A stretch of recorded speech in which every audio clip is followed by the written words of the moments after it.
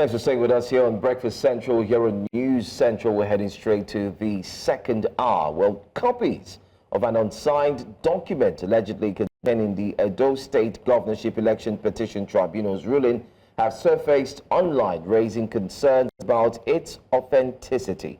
The document, which emerged just 24 hours before the tribunal's scheduled verdict, shows a split decision with 2 justices ruling in favor of Governor Monday Okpebholo of the APC and 1 dissenting in favor of PDP candidate Asue Ighodalo. While Justices Wilfred Pochi and A.B. Yusuf upheld Okpebholo's election, citing that observed irregularities were not substantial enough to affect the results, Justice A.A. Adewale dissented, declaring the election invalid and ordering INEC to issue a certificate of return to Ighodalo. The leak has fueled speculation, with many questioning whether it represents the tribunal's actual judgment or mere speculation ahead of the official ruling. We're joined this morning to discuss this by an electoral law expert, Dr. Sam Oguche. Good morning, Dr. Oguche. Thank you for joining us. Yeah, good morning. It's my pleasure. Thanks for having me. I think the first place to begin would be to ask about the authenticity of this document. Can we guarantee that this is a certified true copy of the judgment? Well, to start with, if you look at the documents, the documents online, it is unsigned. And in law, an unsigned document has no value. So I can say from the beginning that what is circulating online has no legal value. So we cannot place any form of reliance on that document. So it can't be authentic.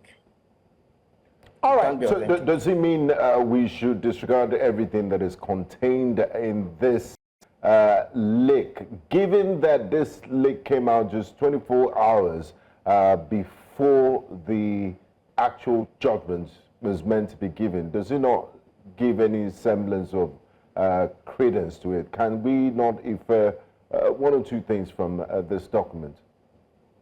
Yes, you see, this is one of the social media misbehavior, if I can put it in that form, in Nigeria. If you look at it, 24 hours before the judgment, but that does not give credence, that does not give value to the document. I can see why the National Assembly has repeatedly tried to regulate the use of social media. Because a document emerges online, it is unsigned, and if it is unsigned, it has no origin. I am aware of the fact that it raises concerns about the credibility, about the confidentiality of the entire legal process. But the fact that the document is unsigned tells us that it is a kind of rumor. And I would say that we should disregard it. If it eventually turns out to be true, then some people have to be brought to book. But as it is now, we cannot preempt what will happen. The fact that it is unsigned calls for a total disregard of the document circulating online. If it were a signed document, then we will be talking about it from another perspective. But if it is unsigned, then the authors are unknown. So I say that it's unreliable. So if we are going by what you're saying, that the fact that it's unsigned makes it unreliable, what then might be a broader political strategy or picture for why this document has been leaked online?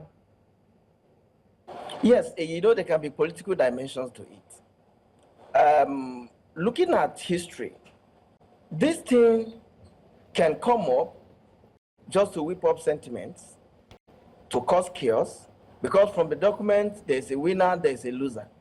So those on the losing side will be restless at this point. And you can also see that it is possible for those on the winning side from the document to commence jubilation even ahead of the judicial pronouncement, which has not taken place. So it could be a political tactics, political strategy to cause chaos. And that's why I would say that, yes, even if it's so, Nigeria should wait for the judicial body duly constituted for the purpose of making that judicial pronouncement to do its job. When that is done, we will now know the origin. For now, we will not be able to say what's actually happening. It can be political in nature, but it is when the judgment is delivered and it is in line with what we are seeing that we'll start calling people to answer for this. because it's a matter that rubs on the credibility of the judiciary, or the confidentiality of the entire process. And some people must answer for it if it turns out to be true. But for now, it could be a political strategy to weaken opponents, to weaken opposition, or to comment jubilation ahead of time. And what if it turns out to be the other way around? That is why it is necessary for us to tread with caution at this point in time, so that we don't overheat the politics. Absolutely, and that's exactly what we're doing this morning. That's why we have you joining us to ensure that we do not heat up the polity, but of course help Nigerians better understand what this means, especially seeing a leaked, unsigned document in the public space. But I would like you to please hold on for a second. Let's quickly join our man who's on ground, because we do hear that judgment is expected today. We do have Joshua Marayi, who will be speaking with us. He is live in Edo State. He would be covering and ensuring that he brings to us a bit-by-bit update on what's really happening there. Good morning to you, Joshua. If you can hear us, can you speak to us? I'm currently live at the National Judicial Institute in Abuja. All right. Yeah, and I was moved from Edo State to this venue. As you can see, behind me is the small hall that can barely contain not more than 200 persons. And I can tell you that this hall is filled at this time. Let me give you a glimpse of what the hall seems to be like. This is the hall, as you can see. I'm trying to gain access through the window. You can see it is a small hall and it's almost filled up. Now, just imagine how Nigerians, particularly party faithful from the APC and the PDP, can find comfort in this particular place. But that is not the only thing that we are seeing at this moment. But coming into this premises, I took a look around and I saw that there is no one single policeman or security person in sight. This is a cause for alarm. Let me give you a glimpse of the environment here so you have a look for yourself. No single policeman, no security operative, and I can tell you for sure that most of the party faithful, they are all here awaiting the judgment. This is something that we need to be worried about. Now, Joshua, what time are we expecting the judgment to be delivered? We are expecting the three-man panel led by Justice Winifred Pochi to give judgment at exactly 9 a.m. It is few hours before 9 a.m., few minutes if I may say, but the judge is nowhere in sight. Nobody's hearing anything as regards when the judge will come, but we are expecting judgment to be ruled out at exactly 9 a.m. All right, Joshua, have you also heard any conversations or comments being made by those who are waiting there in court about the leaked judgment or the leaked document online that is purported to be the leaked judgment?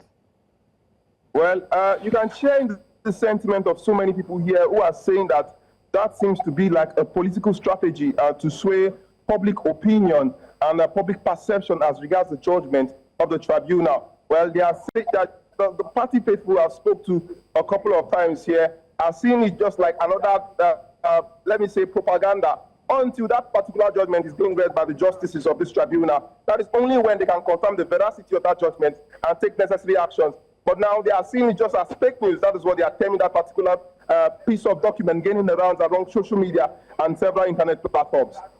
All right, Joshua, any sight on Asue Ighodalo, or any? Have you seen anybody from his team? And have you also seen anyone from the current governor of Edo State talking about Governor Monday Okpebholo? Anybody from his team as well? A few hours ago, I set my eyes on the legal advisor of the APC, who is currently here. That's the person of Okoro. Alongside some of the Edo State House of Assembly members living here. Okay. Well, and some party faithful from the APC and the PDP, different parties yet to arrive in this particular venue. Very interesting. Very interested there. Anyway, Joshua, we have to let you go now. We do have a guest we are indeed in a conversation with. Thanks for that update, at least showing us how tiny that room is. I'm not sure he'll be allowed to give us, I don't know that he'll be allowed to give us live updates, but I mean, it's good to get a sense of what the place looks like before the judgment is delivered. Let's now bring back to the conversation Dr. Sam Oguche, who's an electoral law expert. Just like you had said earlier, our correspondent has shared that that's the same sentiment a number of people who are in the venue, who are at the court premises, have shared, that they think it's a political strategy. Should we find out the potential of this being beyond the political strategy and it being in line with the actual judgment, what would the next steps be? Yes, it is then, if that happens to be true, I think it calls for a thorough investigation by the NJC, because some people are definitely behind it. There is this judicial confidentiality that gives credence to whatever the courts and the tribunals do. And if judgments leak, then some people must be brought to book. When there is no punishment, there is no deterrence. Now, Doctor, so it has to be investigated at the end of the day to see that those who are actually behind it are actually brought to book. Because, you know, if it is true, then it robs on judicial integrity. And as I said earlier, it could be a political strategy that people will say, oh, this judgment was out even before it was delivered, so public trust is affected, is eroded. So it could be what the perpetrators are out to achieve to weaken the credibility of the process, to erode public trust in the entire process. And I must comment that I'm highly disappointed at the security of the environment. Absolutely. Your correspondent has shown us what the environment looks like. Looking at the fact that there is this issue of a leaked judgment, and that the entire thing, the entire process, the entire atmosphere will be heated, you can see the supporters of both sides there. That is why we should have adequate security personnel on ground. Whose responsibility is it, Dr. Oguche, to provide security in court premises? Yes, the NGI, where the tribunal is sitting, should be adequately secured at this point. Whose responsibility is it to provide this security, sir? It is a collaboration between the tribunal and the security agencies to secure the environment. Because already people are having opinions. Opinions are divided on this issue. So we shouldn't leave the environment the way it is. It is not good for the judiciary. It is not good for the litigants. It is not good for the supporters. It is not good for everybody. So the entire environment should be adequately secured at this point in time, especially as the judgment is about 32 minutes away. I think I call on those responsible to provide adequate security so that there will be no breakdown of law and order in the environment there. I also want to follow up on a question my colleague had raised earlier. In your professional opinion, what can the courts do to prevent this sort of leakage, either from the judiciary, online, because especially in high-stake political electoral matters like this, there are serious security implications that could lead to a breakdown in law and order, to show that this is a very serious issue to tamper with? And also, what can the courts do to uphold the integrity of the judiciary so we stop having this sort of leakages? Yes, we can only talk about the courts if this turns out to be true. Because I know it is difficult for the judges to put out their judgment even before it is delivered. So if it is true, then the first point I will point my accusing finger is the staff. Because the judges don't work alone. They work with confidential secretaries, clerks here and there. So when you have this issue of judgments being leaked, then you point accusing fingers on those people. And that is not to say that it is impossible for the judges to be indicted. But what I would say is that it is time for the judges to ensure strictness, confidentiality of the entire process. Now we have even gone digital. Judges are now typing their judgments here and there. So it is for us to maintain confidentiality, ethics, continuous training and retraining for judicial officers, for judicial staff, for them to know the value of ethics, the value of confidentiality, of public trust. Because when you have this, we have come to realize and accepted that judicialization of the electoral process has come to stay with us. So if it is part of our electoral process, then we should guard this jealously so that public trust in the judiciary will be maintained. And that goes to do with the judges, the judicial officers, and every person connected with litigation in terms of our electoral justice system. What legal safeguards would you say exist to ensure that this isn't something that happens regularly? I'm not sure that judgment leaks are quite the order of the day here in Nigeria. So what legal safeguards would you say exist to ensure that this isn't something that is a regular occurrence? Anyway, we have code of conduct for judicial officers. We have we have legal safeguards already in place. But what we can say is that there should be more scrutiny, more monitoring. The NJC should be alive to his responsibilities. The NBA can also step in to assist the NJC so that we can actually monitor this entire process, provide oversight of the entire process, so that those who are deployed to the tribunal should be persons of integrity. I'm not even talking about the judges now, but the support staff should be persons of unquestionable integrity. Because if this turns out to be true, then it spells doom for our judicial system. And that should not be allowed to be. So we will say that the code of conduct we have in place, the rules of professional ethics we have in place, every legal framework we already have in place should be strengthened.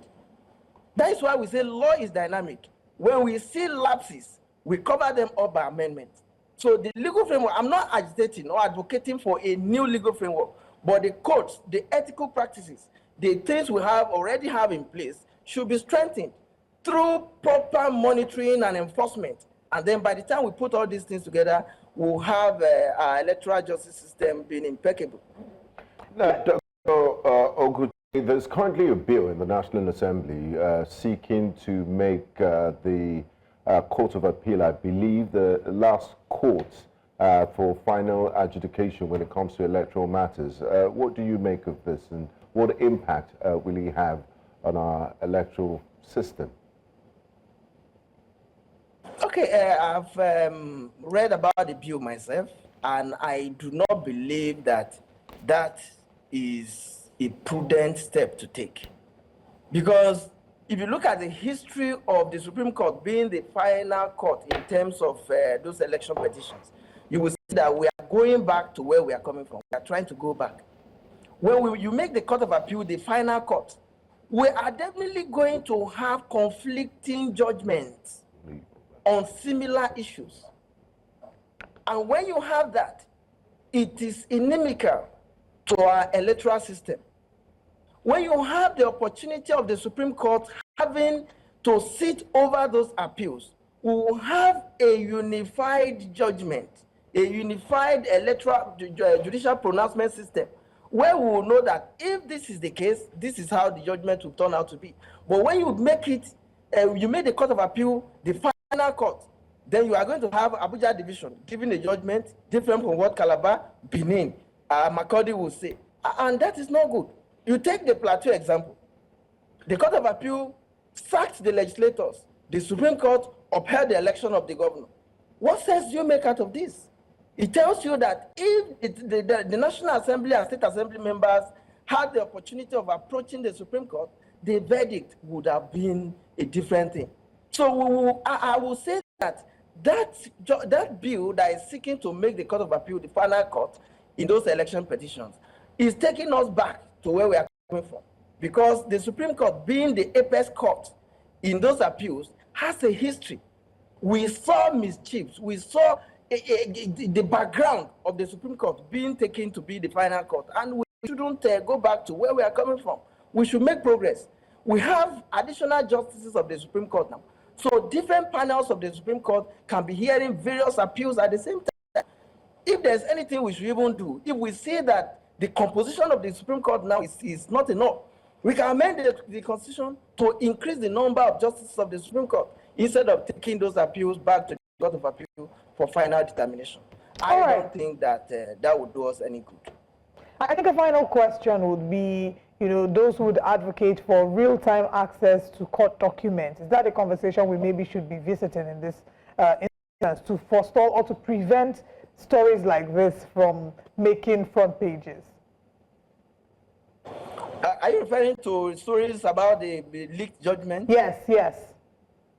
Yes, well, having real-time access to court documents does not include judgments.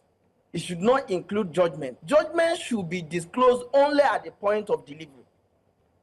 So those who advocate for access, yes, access so that nothing is hidden, nothing is shrouded in secrecy. But when it comes to judgment of a court or tribunal, it is strictly confidential. If people have access to it ahead of time, there is likely to be breach of peace. All right. Doctor. Law and order will be at stake. Right. So I don't believe that this should be what people should have access to ahead of time. But every other proceeding, every other court document, no problem. But you agree that as soon as court judgments, maybe we should have real-time access to court judgments as soon as possible, especially the CTC. We saw that in Rivers State where it took a while, for the governor to get a copy of the CTC. But Dr. Sam Oguche, thank you for your time with us this morning. In a few minutes, maybe we'll find out what the position of the law is regarding the gubernatorial election in Edo State. Thank you for your time with us. Thank you, Dr. Oguche.